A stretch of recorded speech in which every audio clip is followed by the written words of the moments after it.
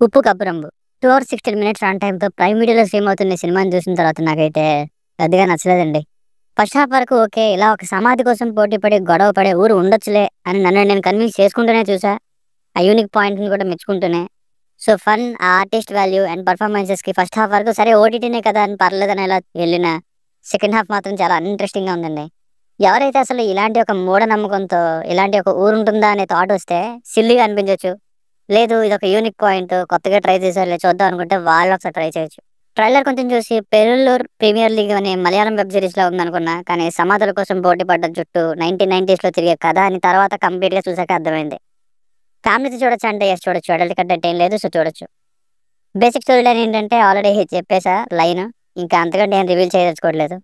Plus points విషయానికొస్తే మెయిన్‌గా నాకు అన్నిటికంటే బాగా నచ్చిందేంటంటే స్టార్టింగ్‌లో బ్యాక్ డ్రాప్‌ని బొమ్మల్ని చూపిస్తూ చెప్పిన రానా గారి వాయిస్ ఓవర్.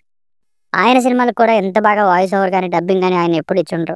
ఒక్కసారిగా ఇది రానా గారేనా లేక ఎవరనా అనే డౌటొచ్చింది నాకు. ఇక చిట్టి జయపురం అనే ఊరికి పెద్దగా 'కీర్తి సురేష్' గారు, 'బాబు మోహన్' గారు అండ్ శ్మశానంలో గొయ్యలు తవ్వేవాడు రోల్‌లో 'సుహాస్' గారు మెయిన్ రోల్స్. ఊర్లో రచ్చబండ సీన్, 'సుహాస్' గారికి, 'కీర్తి సురేష్' గారికి మధ్య కాన్వర్సేషన్స్, జనాల అమాయకత్వం మధ్యలో సీన్స్ ఇలా కొన్ని సీన్స్ ఓవరాల్‌గా మూవీలో పర్లేదనిపించాయి. యాక్చువల్‌గా కొందరికి సిల్లీగా అనిపించినా గానీ పాయింట్ అయితే యూనిక్.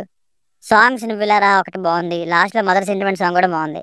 బ్యాక్‌గ్రౌండ్ మ్యూజిక్ కూడా బావుంది. కానీ సీన్‌లో పెద్దగా కనెక్ట్ అయ్యే విషయం లేకపోతే ఏం చేస్తుంది చెప్పండి ఆ మ్యూజిక్. సినిమాటోగ్రఫీ బావుంది. Minus points. సెకండ్ హాఫ్ చాలా కష్టంగా గడిచింది. తీసుకున్న పాయింట్‌నే చాలా సిల్లీగా, అన్‌బిలీవబుల్‌గా ఉంది. ఒకవేళ ఫిక్షనల్ పాయింట్‌నైనా గానీ నమ్మేలా చెప్పి తీరాలి.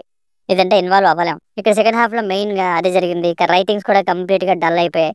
దాచుకున్న సమాధి చుట్టూ సెకండ్ హాఫ్ తిరిగి, చివరికి 4 ఎమోషనల్ డైలాగ్స్ చెప్పేసి ఎండ్ చేసేసి, మళ్ళీ సెకండ్ పార్ట్ అన్నట్టుగా ఫినిష్ చేశారు. సో, ఫైనల్‌గా మూవీ వర్డిక్ట్ ఏంటంటే ఎంత చనిపోయిన తర్వాత పూర్తి సమాధుల కోసం గొడవ పడినా, చనిపోయాక అందరం చేరేది భూమిలోకే. ఈ మూఢనమ్మకాల్ని వదలండి అంటూ ఇంకా స్ట్రాంగ్ ఎమోషనల్ కనెక్టివిటీతో చెప్పుంటే, ఈ యూనిక్ పాయింట్ వర్కౌట్ అయ్యుండేది. ప్రెజెంట్ అయితే కొంత పర్వాలేదు. కొంత మాత్రం నచ్చలేదనిపించింది. Okay. First half and uninteresting second half. దీనికి రేటింగ్ వచ్చేసి ఇది నా ఒపీనియన్ 2.5/5. మీకు ఏమైనా వర్క్ నచ్చినట్లయితే మరిన్ని రివ్యూస్ కోసం మన ఛానెల్‌ని సబ్స్క్రైబ్ చేసుకోండి. Thank you.